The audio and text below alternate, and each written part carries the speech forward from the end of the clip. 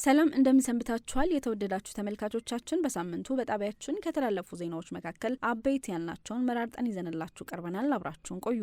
የካርዲናል አቡነ ብርሃነ ኢየሱስና የአቡነ ጸጋዬ 50ኛ ዓመት የክህነት የወርቅ ኢዮቤልዩ ተከበረ። ሐምሌ 5 ቀን 2018 ዓ.ም በልደታ ማርያም ካቴድራል የአዲስ አበባ ሀገረ ስብከት ሊቀ ጳጳስ ብፁዕ ካርዲናል አቡነ ብርሃነ ኢየሱስና የቀድሞ የሶዶ ሀገረ ስብከት ጳጳስ ብፁዕ አቡነ ጸጋዬ 50ኛ የክህነት ዓመት የወርቅ ኢዮቤልዩ የምስጋና መስዋዕት ቅዳሴ ተደረገ።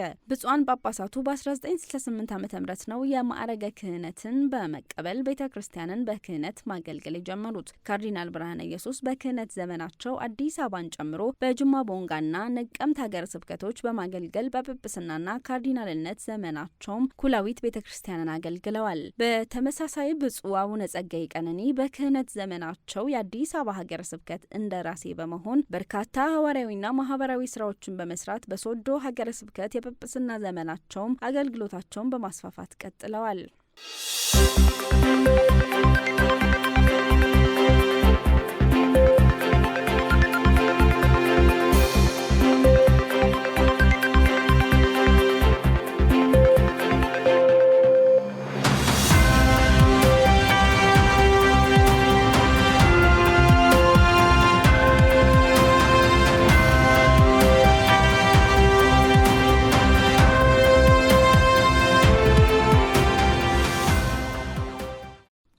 የኮሎምቢያ ካቶሊክ ጳጳሳት ጉባኤ ክርስቲያኖች በኮሎምቢያ የተካሄደውን የፕሬዝዳንታዊ ምርጫ ውጤት በጸጋ እንዲቀበሉ ጥሪ አቀረበ። በኮሎምቢያ የካቶሊክ ጳጳሳት ጉባኤ ሰኔ 29 ቀን 2018 ዓ.ም የተካሄደው ፕሬዝዳንታዊ ምርጫን ተከትሎ ለሀገሪቱ ሰላም ሲባል ሁሉም ወገን ውጤቱን በጸጋ እንዲቀበል ጥሪ አቅርቧል።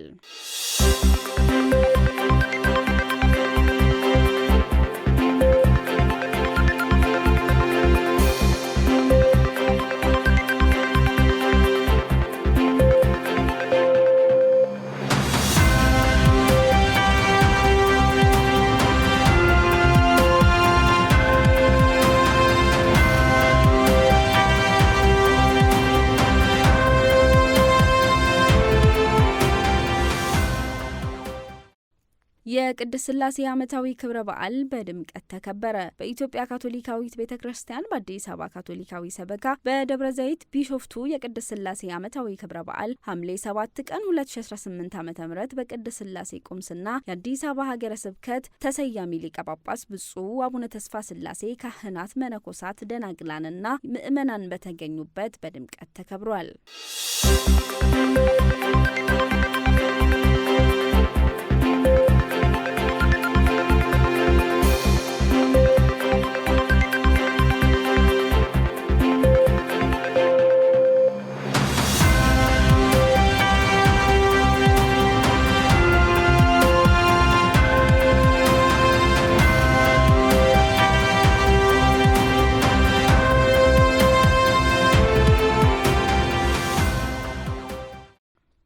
የካቶሊክ ጋዜጠኞች በ21ኛው የአሚሲያ ጠቅላላ ጉባኤ ላይ ጥሩ የዘገባ ጥበብን መጠቀም እንዳለባቸው ተገለጸ። በኬንያ የካቶሊክ የመገናኛ ብዙሃን ባለሙያዎችና ጋዜጠኞች በቅርቡ በሚካሄደው 21ኛው የምስራቅ አፍሪካ የካቶሊክ ጳጳሳት ጉባኤዎች ማህበር አሚሲያ ጠቅላላ ጉባኤ ላይ በሚያደርጉት ሽፋን ጥበባቸውን እንዲያሳድጉ ጥሪ ቀረበላቸው። ከሐምሌ 12 እስከ 19 2018 ዓ.ም በናይሮቢ በሚገኘው በምስራቅ አፍሪካ ካቶሊክ ዩኒቨርሲቲ ለሚካሄደው የቅድመ ጉባኤ ዝግጅት ማክሰኞ ሐምሌ 7 ቀን በተደረገው ስብሰባ የኒሪ ሊቀ ጳጳስ ብፁዕ አቡነ አንቶኒ ሙሄሪያ የካቶሊክ ጋዜጠኞች በዘገባቸው ሙያዊ ብቃታቸውን እንዲያሳድጉ አሳስበዋል።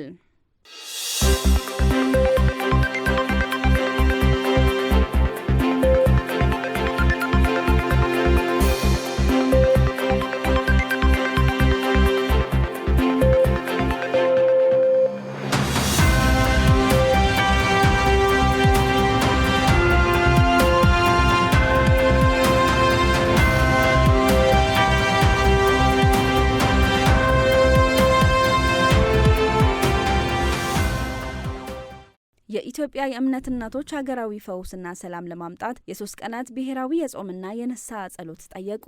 በአዲስ አበባ ካቶሊካዊ ሰበካ የፍትህና ሰላም ቢሮ ከኢትዮጵያ የእምነት እናቶች ለሰላም ጋር በመተባበር ባዘጋጁት መድረክ ሀገሪቱ ከምትገኝበት ማህበራዊ፣ ስነ ምግባራዊና ሰብአዊ ቀውስ እንድትወጣ እንዲሁም ዘላቂ ሰላም እንዲሰፍን በማለም ለሁሉም የሃይማኖት መሪዎች የ3 ቀናት ብሔራዊ የንስሐና የጾም ጸሎት ቀን እንዲታወጅ ጥሪ አቅርበዋል። የተወደዳችሁና የተከበራችሁ ተመልካቾቻችን በሳምንቱ በጣቢያችን ከተላለፉ ዜናዎች መካከል አበይት ያልናቸውን መራርጠን ወደ እናንተ ያደረስንበት ሳምንታዊ የዜና ጥንቅራችን በዚህ ተጠናቋል። ከቀሪ የጣቢያችን ስርጭቶች ጋር መልካም ጊዜ